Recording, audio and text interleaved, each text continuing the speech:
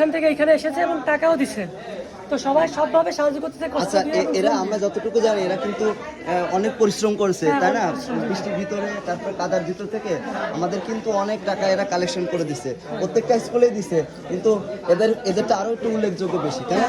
আচ্ছা, এখানে আমরা যে ভাইদেরকে দেখতে পাচ্ছি তাদের সাথে আমরা একটু কথা বলি। হ্যাঁ, আসসালামু আলাইকুম ভাই, আপনাদের স্কুলটার নাম কি? দত্ত মাধ্যমিক বিদ্যালয়। আচ্ছা, এখন আমরা দেখতে পাচ্ছি আপনারা সবাই ড্রেস পরে আসছেন, মাশাআল্লাহ। এখন আপনারা নিশ্চয়ই স্যারদের সাথে ছুটি নিয়ে আসতেন, তাই না? আচ্ছা, এই সময় কিন্তু আপনারা এখানে না আসলে এসে দেখা যাচ্ছে খোলামেলা জায়গায় ঘোরাঘুরি করতে পারতেন, খেলাধুলা করতে পারতেন, কিন্তু এখানে আসলেন কেন?